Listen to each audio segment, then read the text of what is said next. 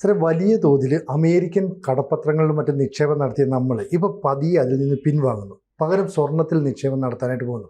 ചില അയൽ രാജ്യങ്ങൾ ഇതേ നീക്കം നടത്തുന്ന വാർത്തകൾ നേരത്തെ വരികയും ചെയ്തു. എന്തെങ്കിലും കാരണം ഉണ്ടാവുമോ? ഡോളർ നഷ്ടമാണോ?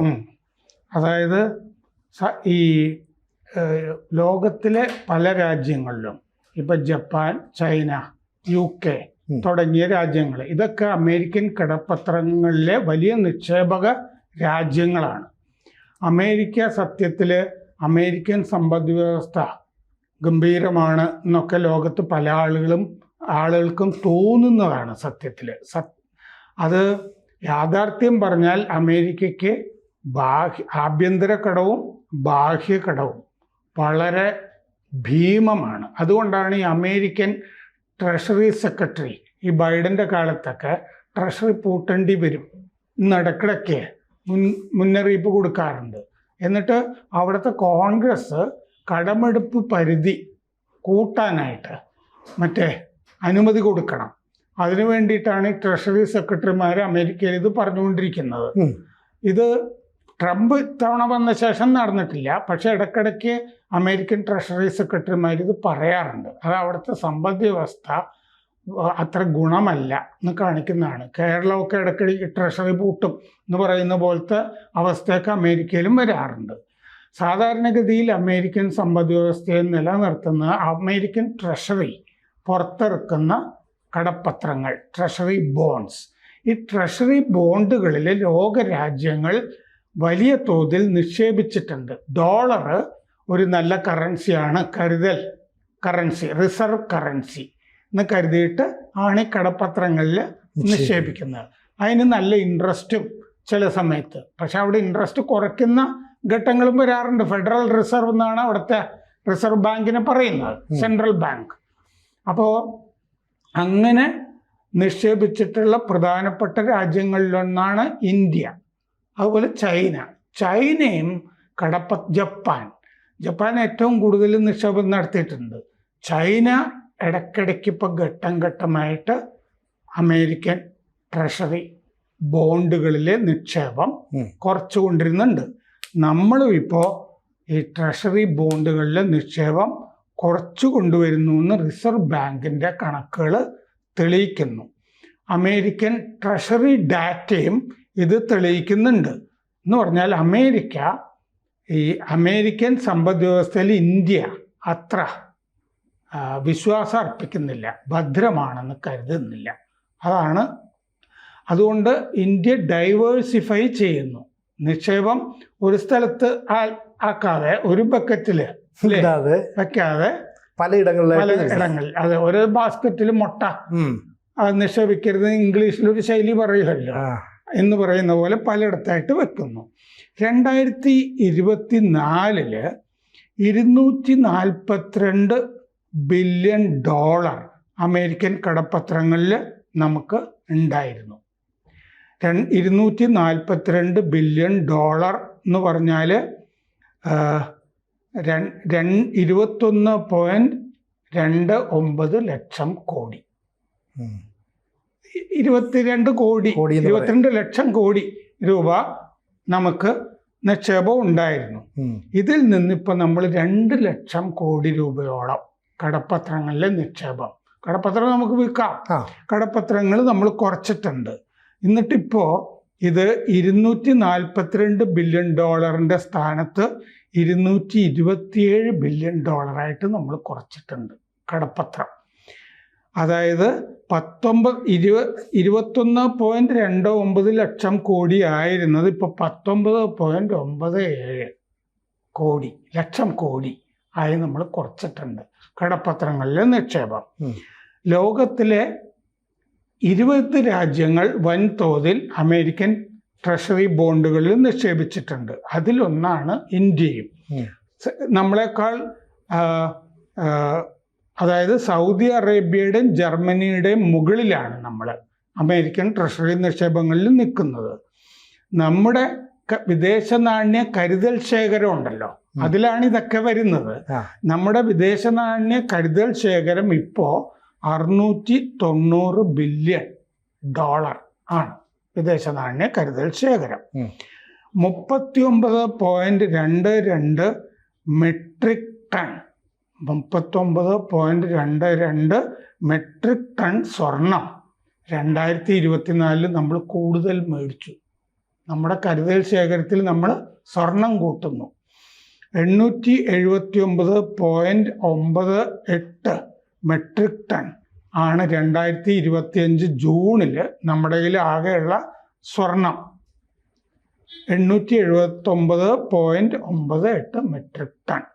2024 ഇത് 840.76 മെട്രിക് ടൺ ആയിരുന്നു. അപ്പൊ 39 അല്ലേ, 39.22 മെട്രിക് ടൺ സ്വർണം നമ്മൾ കൂട്ടിയിട്ടുണ്ട്. കടപ്പത്ര നിക്ഷേപം, അമേരിക്കയിലെ കടപ്പത്ര നിക്ഷേപം കുറച്ചു, സ്വർണം കൂടുതലും മേടിച്ചു. അപ്പൊ കറൻസിയിൽ വരുന്ന ഫ്ലക്ച്വേഷൻസ് ഇല്ലേ, ഡോളറിന്റെ വില, രൂപയുടെ വില, ഈ ഫ്ലക്ച്വേഷൻസ് സ്വർണത്തിലില്ലല്ലോ. അപ്പോ സ്വർണത്തിന്റെ വില കൂടിക്കൊണ്ടിരിക്കുകയല്ലേ. സാമ്പത്തിക അനിശ്ചിതത്വം വരുന്നൊരു കാലഘട്ടത്തിൽ ഭദ്രമായ നിക്ഷേപമാണ് സ്വർണം. കഴിഞ്ഞ 2 വർഷത്തില് ഡോളറിന് 40% മൂല്യം നഷ്ടപ്പെട്ടു.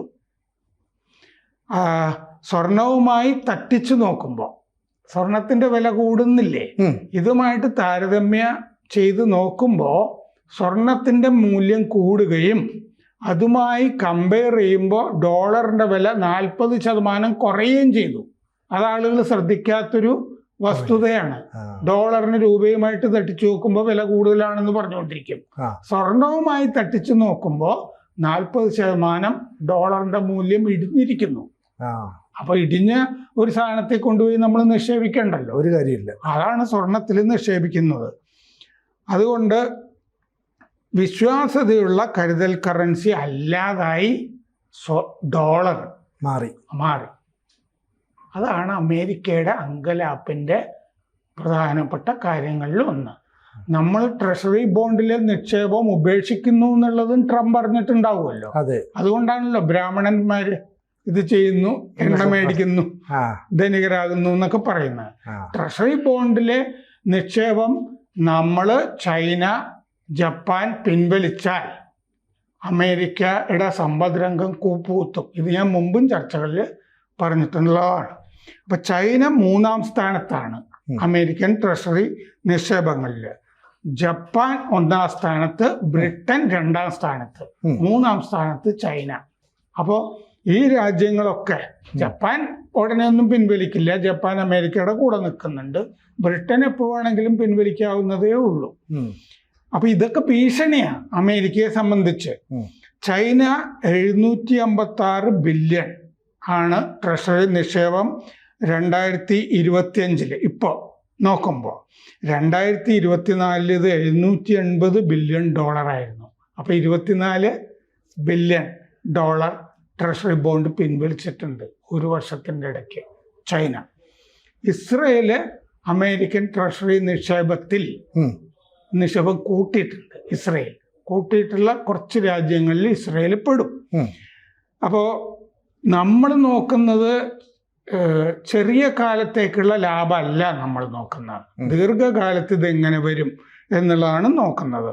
അപ്പോൾ അമേരിക്കൻ സമ്പദ് വ്യവസ്ഥയിൽ ഒരു ഷോക്ക് ഉണ്ടായാൽ, ഒരു തകർച്ച ഉണ്ടായാൽ നമ്മൾ അതിനുള്ള കരുതൽ ഇപ്പുറത്ത് ശേഖരം നടത്തിക്കൊണ്ടിരിക്കുന്നു.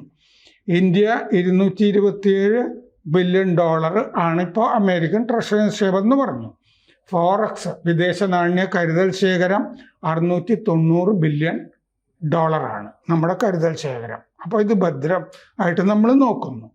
ട്രംപ് ഇപ്പോൾ SCO ഉച്ചകോടിയൊക്കെ നടന്നപ്പോൾ നമ്മുടെ താരിഫ് അമേരിക്കയെ സംബന്ധിച്ച് 1-സൈഡഡ് ഡിസാസ്റ്റർ ആണെന്ന് പറഞ്ഞിരുന്നു.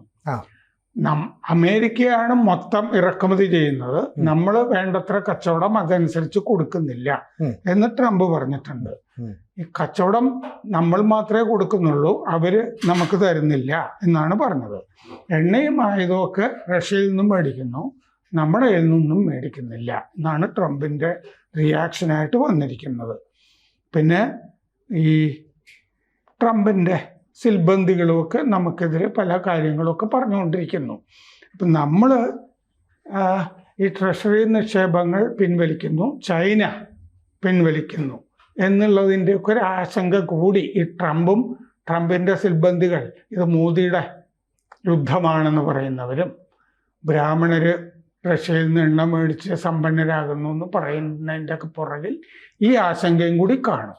അതായത് ഈ ലോകത്തിലെ ഒരു 5-6 രാജ്യങ്ങൾ, Japan, UK, China, India, American treasury കടപത്രങ്ങളിലെ നിക്ഷേപം പിൻവലിച്ചാൽ അമേരിക്കൻ സാമ്പത്തിക രംഗം തകരും. എന്നുവെച്ചാൽ അവരുടെ നിലനിൽപ്പിന് സഹായിക്കുന്ന ഈ രാജ്യങ്ങളാണെന്ന് അർത്ഥം. അതാണ് കാരണം.